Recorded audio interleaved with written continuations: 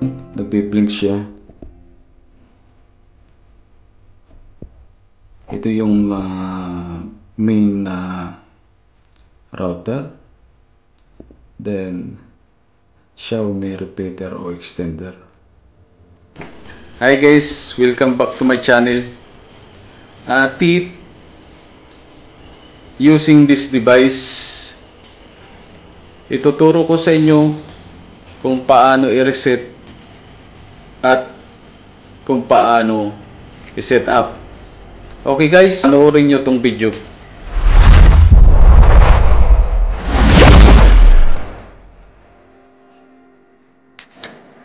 Okay guys, balik tayo. Ayan. Ito yung reset area. Ayan. Tutusukin mo lang yan. Then i-press mo. Yan. Pag nawala yung nabiblink, ibig sabihin na-reset na yan.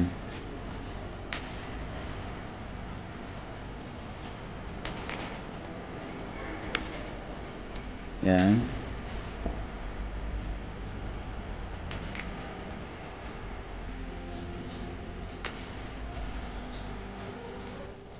Yan. Punta tayo doon sa may sa signal, kung mayroong signal siya. Ito yung original na nakalagay sa device, itong Xiaomi. Try natin. Nakalagay na no internet. Ibig sabihin na-reset na siya, back to zero na siya.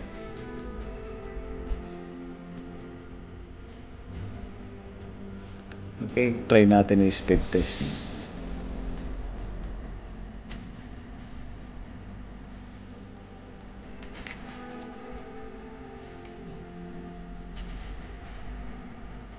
Yan, error siya. Ibig sabihin walang connection. Nakikita niya yung Xiaomi, kaso walang connection. Okay guys, punta tayo sa Play Store. Yan. Type nyo lang yung Xiaomi Home.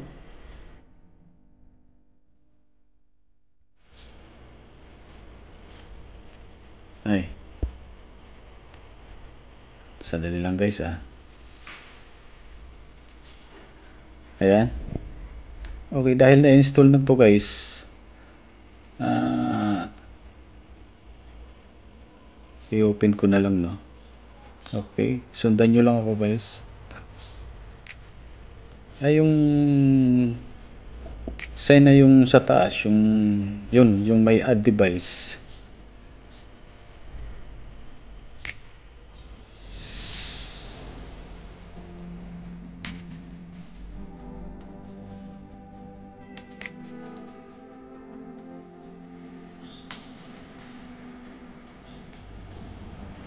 Add device ulit. Okay. Dapat naka-turn on yung Bluetooth nyo. I-turn on natin, no? Para mabasa ng device at makakonect dun sa yung router. Pati location. Ayan. Location, i-on nyo lang.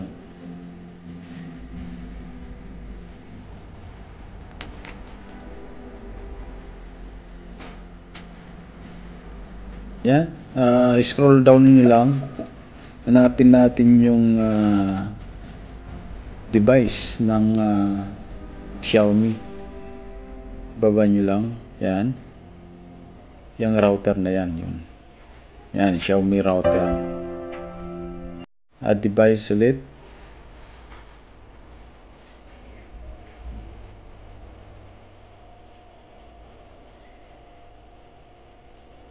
Yan.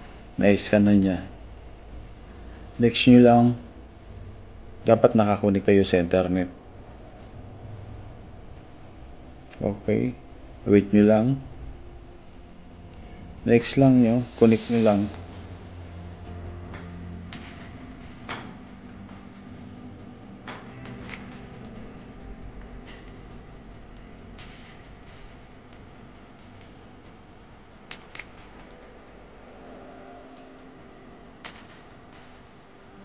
Bagal na signal. Lulo ko yung signal natin ngayon.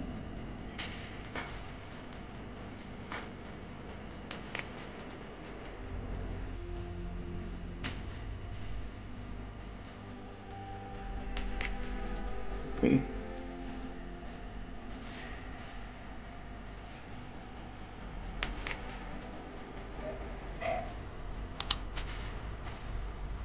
Sa ngayon guys, nakakonect tayo sa main router.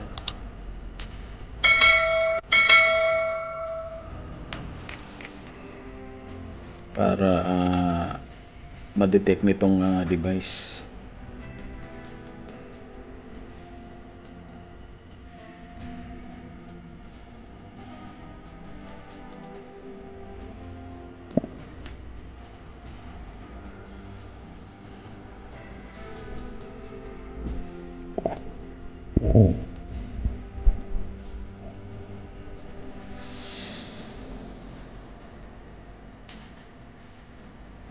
Ako.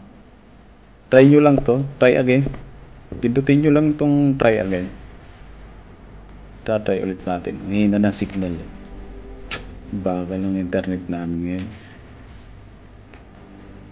Okay, refresh lang natin yung wifi natin. Yan. Try ulit natin.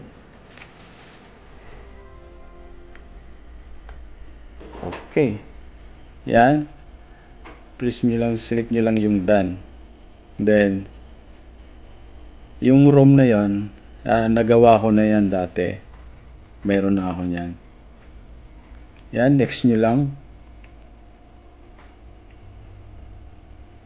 Yan, let's start it na. Okay, guys. Press nyo lang agree. Agree niya sa baba niyan. Then, yung sa baba ng wifi, burahin nyo yan. Kasi dapat ang gagamitin na natin yung create yung ROM. Yan guys, palitan na natin yan ng expandable. Yun yung name ng ROM ko na ginawa ko.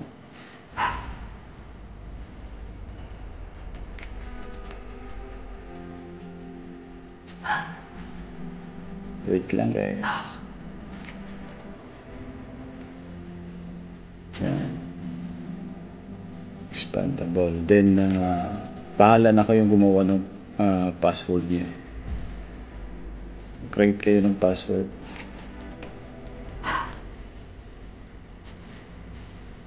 Dapat yung natatandaan yung password, madalang natandaan. Ay, nakalimutan nyo. I-reset nyo ulit itong device nito.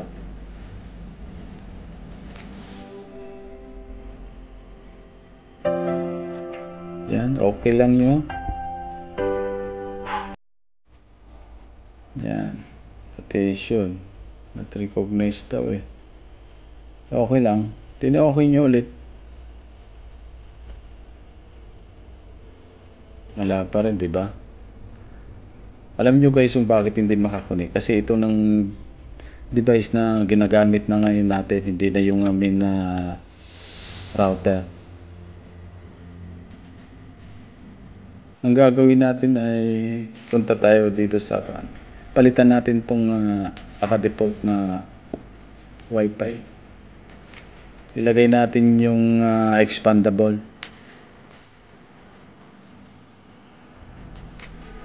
Ito, nasa baba na. Yan. Select nyo lang yan.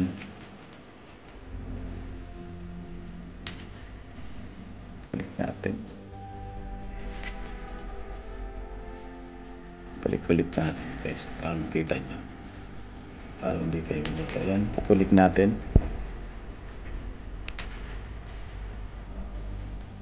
No internet. Wait nyo lang.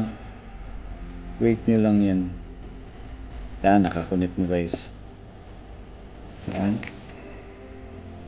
Okay. I-try natin yung speed test, no? Kung may connection na ngayong expandable na pangalan ng device. Ibig sabihin, may signal na yung device.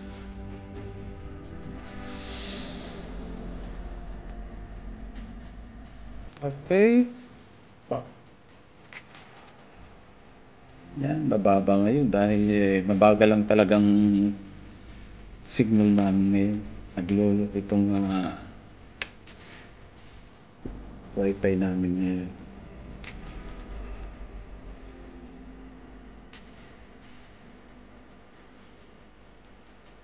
Hey guys, kunin na natin to para dalhin sa taas para makita nyo talaga kung anong pinagkaiba or talaga kung effective talaga tong yung repeater nito. Okay, punta tayo sa taas. Okay.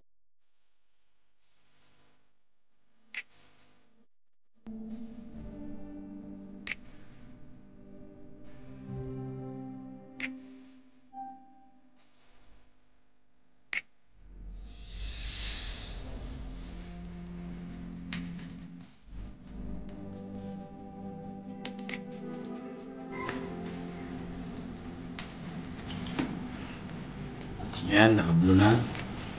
Naka-blue na yung kanina, may light na blue. Okay, try natin.